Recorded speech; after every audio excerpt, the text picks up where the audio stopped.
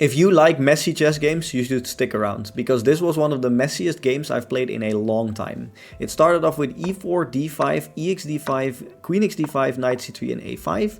Obviously this is one of the most common positions that will occur from the Scandinavian.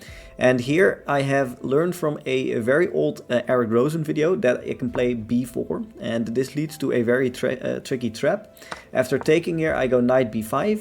And some players here tend to play queen a5 covering the c7 square for the fork, of course. And then I can go bishop c4, and if you go c6 here with the pawn, it is a big mistake because I can take on f7, and after taking here there is a queen check here, and after going here I can get a discovered attack which wins me the queen. A very nice line which is not really seen a whole lot, and if you get into this position it is actually just better for black if black finds the correct way to play this. However, it is a very nice and tricky way to play this opening. So queen xg2, f3 with the bishop, and now queen g5, and here I thought, okay, yeah, I'm doing very good. I have a fork on c7, and after winning the rook I am completely happy. However, my opponent has queen e5, which wins my rook in the corner as well, which is obviously one of the moves that I missed. And after a few more moves here, I decide to play knight e2, covering the c1 bishop. And now after queen xa2, it is another big blunder.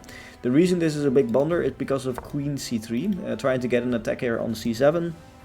However, I did not see that. I played bishop d5, queen a5, bishop xf7, knight f6, knight d4, queen e5 check, and king f1. And here I was already kind of hoping for my opponent to move the knight, because if he does, there's going to be a double check, which is actually a checkmate.